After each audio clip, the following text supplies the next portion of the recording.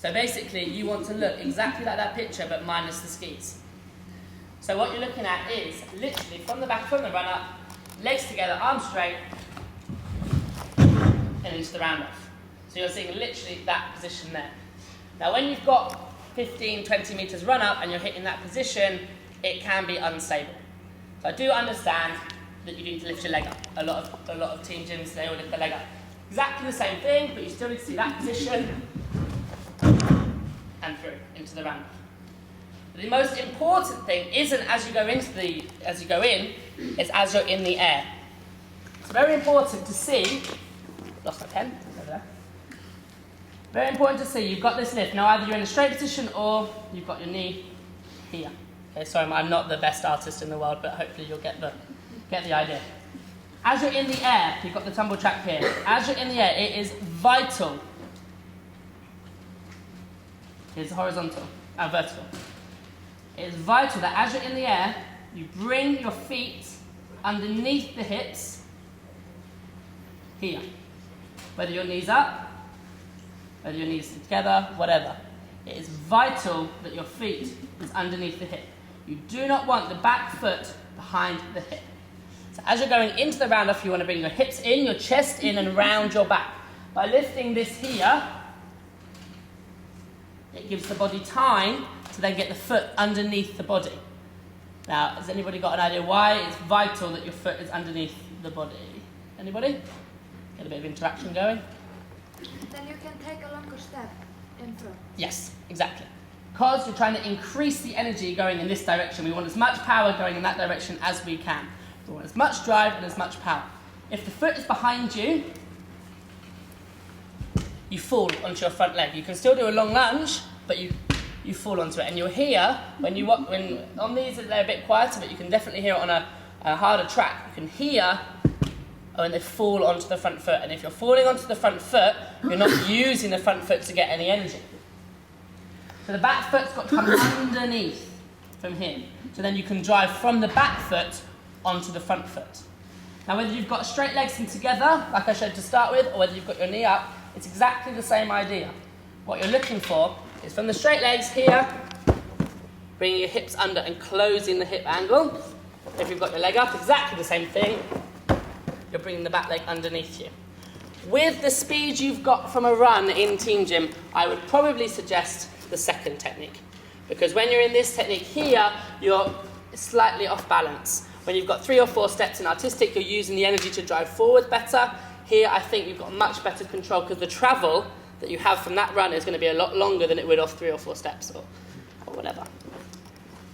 When you've got the run, it is vital you understand the trajectory of the distance of the hurdle step. Do you understand trajectory? It's like the path that you travel. When you've got speed going in your horizontal direction, and you go into your hurdle step, the more speed you have, the harder you run, the longer your hurdle step needs to be. Because you need to hold the energy in the air. But there's an optimum height for it as well.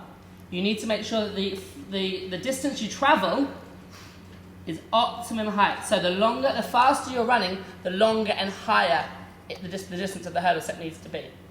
You want to feel almost, when you're at the top of the hurdle step here, almost feel like you're taking a breath before you go into the move. So that's a way you can tell the gymnast, as they go through the air, they should feel like they're almost preparing to attack into the front foot, or off the back foot into the front foot. If you sit there, they haven't got control, they're not ready to use that back foot. If you've got a gymnast that isn't running as fast, obviously, the hurdle step needs to be slightly shorter and shorter. But you've got to ensure that the gymnast doesn't lift the hurdle step up. Okay, there is an optimum height and travel. You'll be able to see, it's very easy to see when a gymnast has got that acceleration off the back foot and when they're going up and they're lifting their shoulders. The angle still needs to stay exactly here, shoulders forward, 45 degrees, this pen doesn't work. 45 degrees, with arms in front of you, through and narrow and looking through your fingertips. You should be able to see down the tumble track through your fingertips. You should imagine, the gymnast should imagine they've got some sort of string or thread through the middle of their fingertips and somebody has stood at the end of the track and they've pulled their hands. So That is the first thing that pulls. Now with the younger ones, I often teach them to think that they've actually turned their hands out slightly, so it stretches their shoulders round a little bit more, and it pulls their chest in and their shoulders forward. You want to make sure that the head is glued in between the arms here. Now, some older gymnasts, they get used to going here or here. If the head's out as you go into the round off, the head will be out as you come out the round off. So it all starts from the beginning. If your head's out when you go out of the round off, and the flip you leave with your head, and then the somersault you leave with your head in your chest. So it's vital that arms come in, head on it and chest in here. As you lift your back up, your feet come under, and you drive back foot to front foot. Do we have some demonstrators? Could you come and show us your round-offs, guys? And we're just going to have a look. And just look at the beginning. We're not looking at anything else, just the beginning.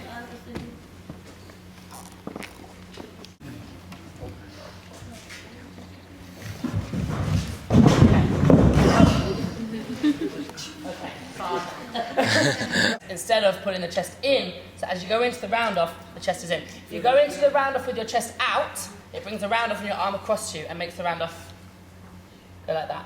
So then you're losing energy through the side, the flip's wonky, and you come out here. What you're looking for is getting the chest in. As you go into the round off, the front chest should be over the front leg, should not be in this position. Otherwise we get this all the way down the track. Okay, again. In the air, and there. There's no hips coming underneath. Okay, so your shape was nice, the angle was nice, but it's still a little bit too low because you're not getting your feet underneath you. The travel's good, but falling onto the front foot. Yes? If you keep this position through the whole how is it possible to put the leg forward if it doesn't straighten it up? Like you told before? Yeah. You push yourself forward. Well, you're saying that you can't, Then you have to, without doing that. Then you have to change foot position to get the leg in front. Really? No, I'm just asking, is that what you want? No. Okay. Everything stays forward with the chest. Everything here, this body stays completely at this angle. If your chest is in, as you push from your back foot to your front foot, everything will still be travelling forwards. If you do lift your hips open and chest up, the energy then's gone up and you've lost all your power, and then again you'll round off sideways and it will be wonky. But if you go from here, it's exactly the same. You should see a travel front foot to back foot and then drive into the hands.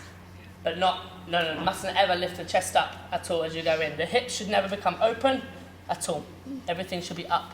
The idea is it looks like someone's punched the gymnast in their chest as they're going into their round off.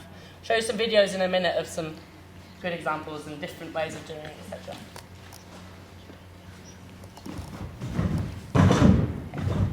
Can everyone see what I mean about the back fin? Yep. Yeah? You've all got the same round off.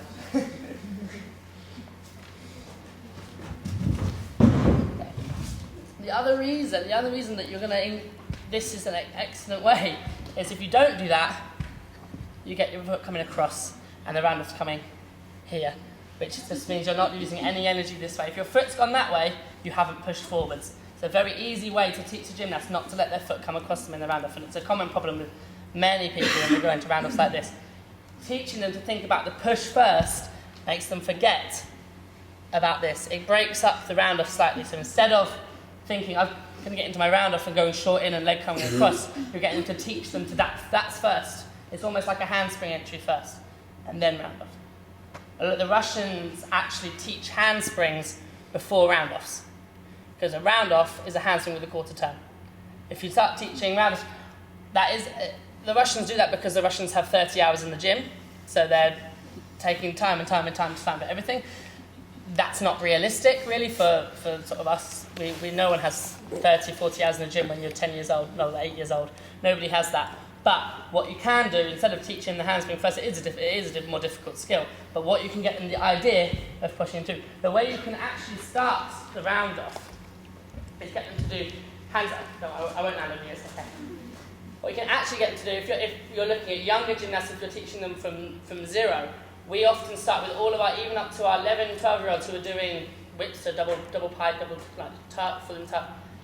We always get them to start from here. They do their jump, feet come under. Oh, very slippy. Handstand hop, okay? Handstand hop. So they get used to that entry, handstand hop. I just skidded loads on there, but the idea is you go handstand hop. So then they get the idea of keeping that chest in as they go into the handstand.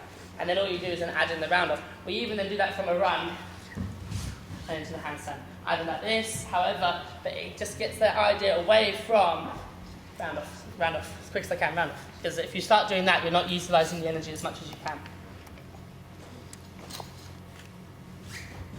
Okay, that was better, but there's no... Okay, I know you're doing it from a short step. Can you try it again for me? You actually tried to bring your feet under a little bit more then. You've been listening. Can you try and push more from that leg than from the start? From here, you're going to push more into it. Bring your legs under, which is excellent. But what you did a little bit then was just let your feet there. You don't use your back foot. So from there, I want you to try and bend a little bit more and push through that leg as you go in. Yeah. Okay. Did anybody hear anything then? Sorry guys, I feel like I'm bullying you by the way. I'm not. I'm just... it's easy.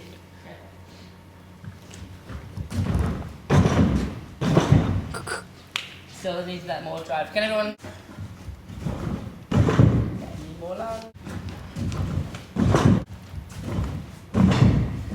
The other thing, if